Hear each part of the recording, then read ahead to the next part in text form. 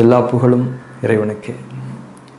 நமது ஓய்வும் தூக்கமும் சரியான தன்மையில் இருந்தால்தான் நமது உள்ளுறுப்புகளுக்கான உயிரோட்டம் முழுமையாக கிடைத்து அவைகளின் இயக்கம், அதாவது அவைகளின் உடலியல் பணிகள் நல்ல முறையில் நடைபெறும்.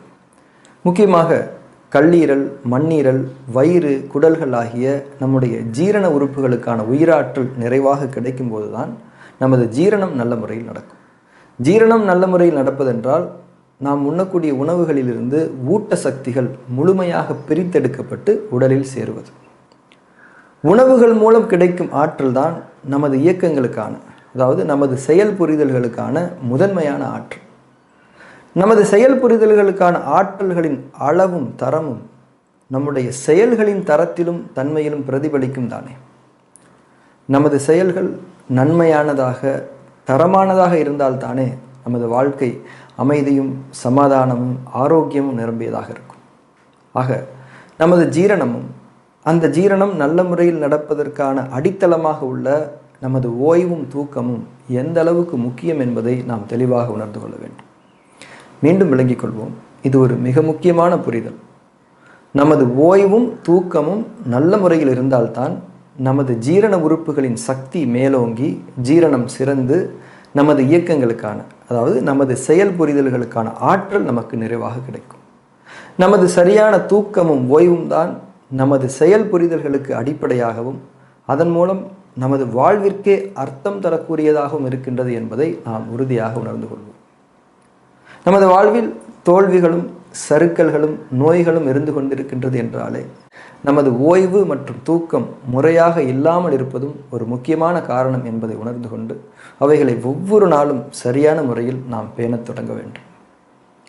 ஓய்வில்லாத இயக்கமும் உழைப்பும் உடல் ஆரோக்கியத்திற்கு கேடு என்பதை எப்போதும் நாம் நினைவில் கொண்டிருப்போம். அதே போல உழைப்பே இல்லாத ஓய்வும் தூக்கமும் நமக்கு நன்மையை தராது. நமது இயக்கம்தான் ஓய்விற்கான முறையான அவசியத்தை உருவாக்க முடியும். அவசியம் இல்லாமல் ஒரு செயல் நிறைவேற்றப்பட்டால் அதனால் நிச்சயமாக எந்த நன்மையும் ஏற்படாது. ஆக சரியான ஓய்விற்கும் தூக்கத்திற்கும் முறையான அவசியம் என்பது நமது உடலில் உருவாக்கப்பட வேண்டும். அது சரியான இயக்கத்தின் மூலமே, அதாவது சரியான அளவுடன் கூடிய நமது உழைப்பின் மூலமே ஏற்படுத்தப்பட முடியும். இயக்கத்திற்கும் ஓய்வுக்குமான ஒரு அழகிய சமநிலை நம்முள் உருவாக வேண்டும். நாம் தான் அதனை உருவாக்க வேண்டும். அதுதான் நமது ஆரோக்கியத்தின் உறுதியான அஸ்திவாரமாகும். அதற்கான வழிமுறைகள் என்ன? மிகவும் எளிமையான வழிமுறைகள் தான்.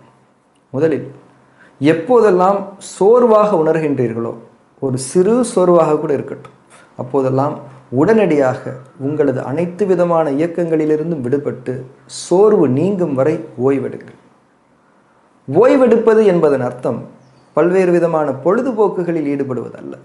அது நமது உழைப்பின், அதாவது நம்முடைய இயக்கத்தின் தன்மையை மாற்றுவது மட்டுமே ஆகும். நிச்சயமாக அது ஓய்வாகாது.